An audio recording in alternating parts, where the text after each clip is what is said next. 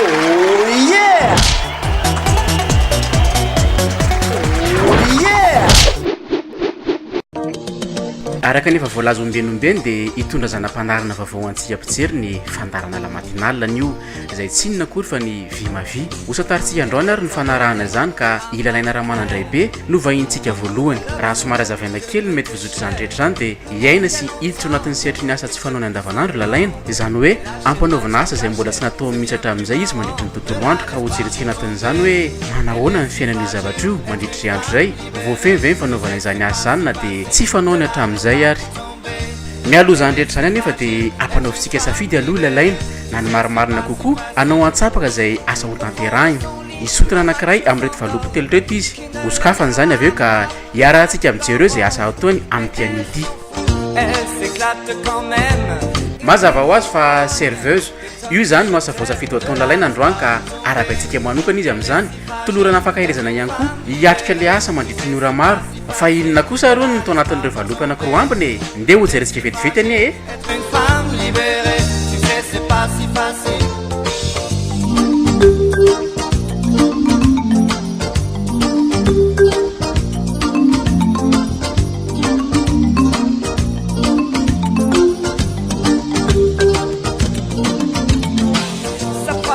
Une nouvelle émission va être montée sur la matinale. Nous avons invité la présentatrice Lalaine à se mettre dans la peau d'une future serveuse.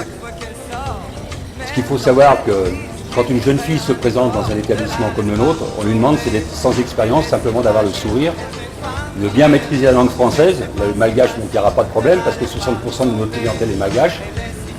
Et puis bon, après l'expérience va s'apprendre sur le tas. Alors dans le cadre de Lalaine, évidemment qu'elle va rester là que pour une journée, c'est pour l'émission, pour créer votre nouvelle émission.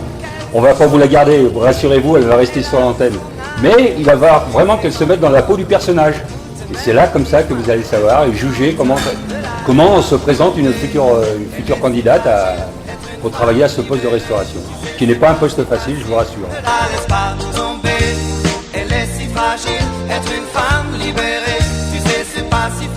rehefa vita ary zany rehetra zany dia miroso avy hatrany amin'ny fanomezana ny toromarika tsara ho fantatra mikasika ny fomba fiasa sy fanaon'ny vikoviketsy filoha izay trano fisakafoanana anatanterahana ny asa rehetra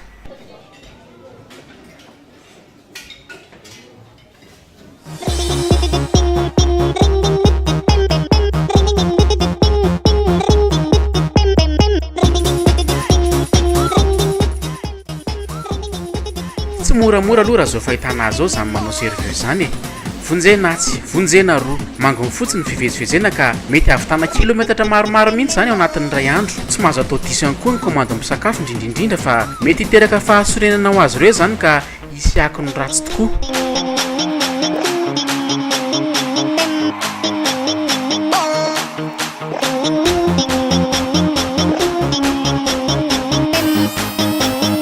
ora vitsina nomboan'ny lalaina ny asa dia efa nanana ny fijery ny azy sahady ny tompony andraikitry ny vikovikò teto. À ce stade du service, que pensez-vous de la laine? La laine, je pense qu'elle emprunte à beaucoup de timidité pour l'instant. On sent vraiment qu'elle est à fond, elle n'est pas sur le plateau, là, parce que c'est encore un peu différent. Là, elle a un contact direct avec les clients. Je pense qu'au bout d'une heure ou deux, elle va s'habituer. Ce que je dirais pour l'instant aussi, c'est qu'elle manque de repères dans le matériel, savoir quand est-ce que c'est son tour d'aller s'occuper d'une table ou pas d'une autre. Je pense que ça va se faire au fil du temps. D'accord. Mais on s'aperçoit qu'en fin de compte, que serveuse, c'est un véritable métier. Quelles sont les qualités requises pour exercer cette profession? Alors pour venir au restaurant Viku Viku, la qualité requise, c'est l'envie de travailler et le sourire. Mais je ne veux pas de professionnels. Les professionnels, elles développées, elles le sont et elles le seront quand elles sortiront de chez moi. Au bout de 2 ans, 3 ans ou d'un mois ou 2 mois. Mais au départ, je veux des filles qui soient complètement en apprentissage. Donc vous préférez les former vous-même? Ah oui, énormément, énormément. D'accord. Là, on voit quand même qu'il y a du monde, il y a beaucoup de monde. Un petit peu de panique du côté de la laine. Je vois un petit peu de fatigue. C'est normal? Non, ça c'est qu'un début de la fatigue. Après 8 heures de travail, je peux dire que la fatigue, on va dire qu'au bout de 2-3 jours, on la ressent la fatigue. Ce ne sera pas le cas de la laine parce qu'on va vous la libérer pour qu'elle retourne sur le plateau. Mais c'est au bout de 2-3 jours seulement, vraiment. D'accord. Donc on va Et après, tout devient une habitude après. Après, c'est un roulement. D'accord. Là, on va recontinuer le tournage avec la laine. Ouais. Elle sera encore là ce soir, voir un petit peu parce qu'elle doit exercer le métier jusqu'au bout. Il n'y a pas de raison. Donc et puis on prendra à la fin vos impressions et celles de la laine. Entendu. Moi, je retourne travailler aussi avec la laine. D'accord. À bientôt. À bientôt.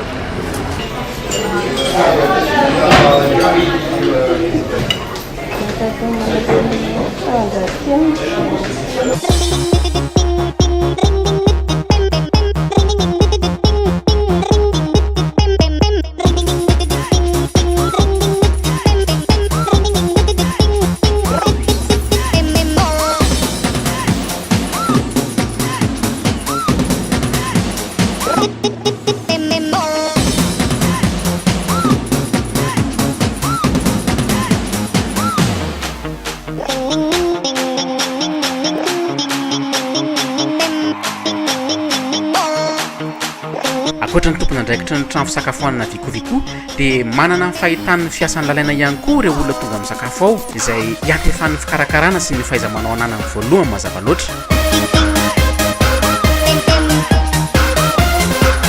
Que pensez-vous de la nouvelle serveuse? Elle a fait pas mal d'efforts. Je crois qu'elle va pouvoir quand même être serveuse. Elle a commis des impairs, elle a fait des fautes. Non, franchement. Tout à l'heure, là, quand elle nous a servi. C'est gentil. Mais je ne suis pas experte aussi en la matière. C'est gentil, merci. Je vous en prie.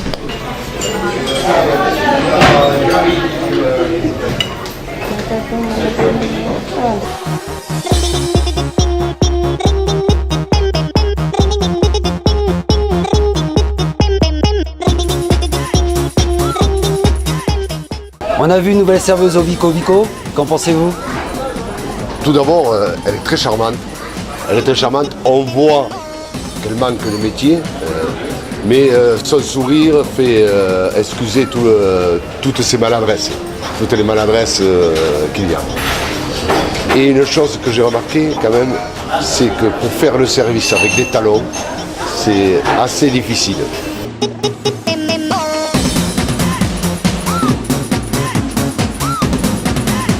Efa manomboka tondro ny andro eto mazava ho azy arak'izany fa mihaibetsaka ihany koa ny olona tonga satria efa fotoana ny sakafo atoandro mitombo arak'izany ny asa sahanina ny ao tonga ny ao lasa ny commande raisina ny efa vita ihany koa tsy maintsy dioviny tsy idiran'ny hafa indray ny fitandremana samihafa moa mangony fotsiny ka tsy azo adino.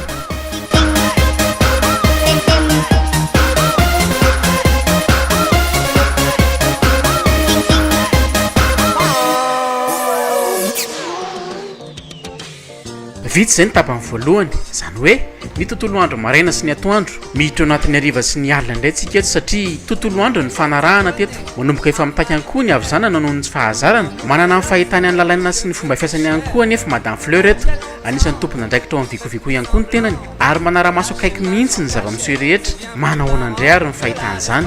Je pense qu'elle a les qualités pour être serveuse, c'est relativement facile, c'est très fatigant, mais c'est relativement facile. Elle a un abord facile avec le public, elle est souriante. Il n'y a qu'une petite chose, c'est qu'il faut être un peu moins susceptible, parce que certains clients ne sont pas toujours très agréables. Il faut savoir encaisser, comme on dit, pas seulement la monnaie, mais les réflexions des obligeants. Sur ce, la laine, merci encore, vraiment merci de nous avoir choisis.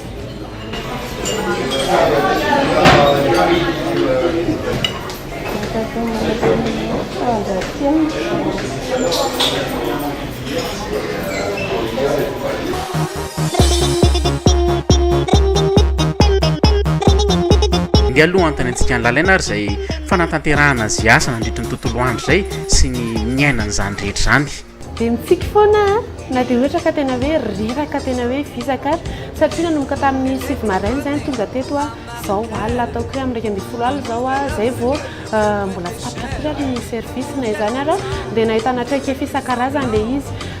Amiko manokana aloha dia hitako hoe tsara ilay serveuse asa tena hoe ilaina finiavana, ilaina fitiavana be mihitsy dia faraza manokana dia tsy vitako ilay izy misy anatra vitsivitsy men'ny olona vatetehatra hoe tsy manao kiraro avo misy an'izao tsy azo atao matetika miditra amin'ireny karazana restaurant reny mbola tsy nandinga hatramin'izay hoe ohatrany ahoana marina mo fiakanjon'la serveuse na serveur manomboka izao kosa angamba dia manomboka hijery be da be ny olona no mahafinaritra be mihitsy mandray ampitsikitsikiana ampitiavana ampanajana fa misy anko ireo mpanakiana zany hoe raha misy zavatra kely tsy mety ataonao dia tonga dia tesitra be zareo monina tsara mihitsy za tsy manina fa anatiny asana hoe serveuse daholo zany nisy any Nadia izay nampianatra na tato amin'ny vikovico ampefoloa izay isorany etona na izany ara dia mbola tsy dia ampy loatra angamba le fampianarana satria somary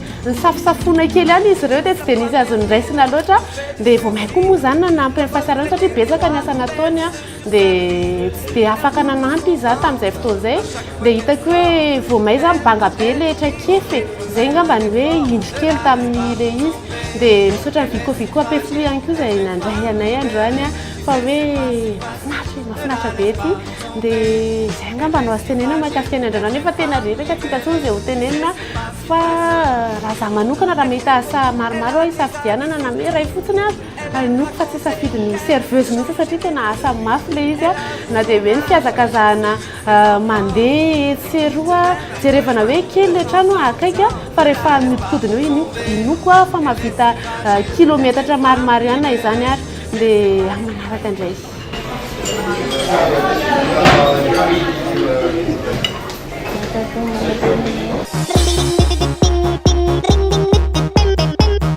lava dia lava ny tontolo andro satria efa alinalina ihany vao mifarana ny asa natao atao ihany koa vao tena afaka nylaza ny fahitany ny asa sy ny zava-drehetra nataony lalaina tao amin'ny vikovico na andritry ny tontolo andro ny tokony andraikitra izay tsy nitsahatra ny nanara-maso ny vozoatran'izany hatramin'ny farany. Pour ce qui concerne le service de ce midi, je dirais que la laine a eu beaucoup de mal à se déplacer parce qu'elle avait mis des chaussures qui n'étaient pas adéquates. Ce soir, ça allait beaucoup mieux. Je crois qu'elle avait choisi ce qu'il fallait. Bon, sinon, pour la prestation en général, on ne peut pas vraiment donner une note sur une journée de travail parce que c'est un travail qui s'acquiert au bout des jours et des semaines. Maintenant, le fait de venir présenter sa nouvelle émission, de la lancer dans un restaurant, on va dire, je pense que ça mérite 10 sur 10 pour la prise de risque et puis pour le courage, surtout pour le courage. Toy izay sy toy izay ary ny fizotry ny tontolo andro ny ainan'ny lalaina fiainana hafa ivelan'ny mahazatra azy samy nahita sy afaka namakafaka avokoa sika rehetra teo hoe voafiany sy tsy nanano sarotra azy ve ny fanatanterahana ny asa samy nanana ny fomba fijeriny ihany koa tamin'ny fanaovan'izany ary indrindra samy manana ny filazany azy ny zavatra tsapa aloha dia mety ho sarotra ihany zany miainao anatin'ny fiainana na tontolon'ny asa tsy mahazatra izany indraindray koa nefa mety ho manana manavanana azy ihany ny olona iray akoatra ny zavatra fanao isan'andro na ny asa mahazatra azy izany hoe miankina amin'ny isam-batan'olona tsirairay io ny toetra tsara ananana fotsiny rehefa sendra ny taka ireny dia ny fananana ny fahavitrena sy ny hafetsifetsena amin'ny tsara.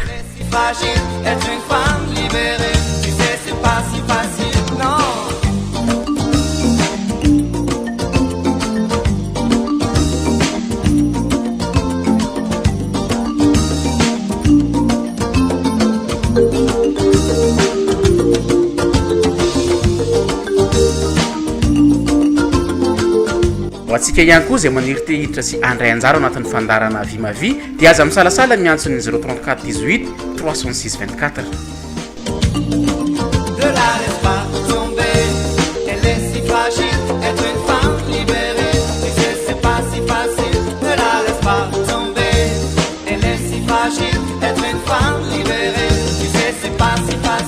Ne la laisse pas tomber, elle est si fragile.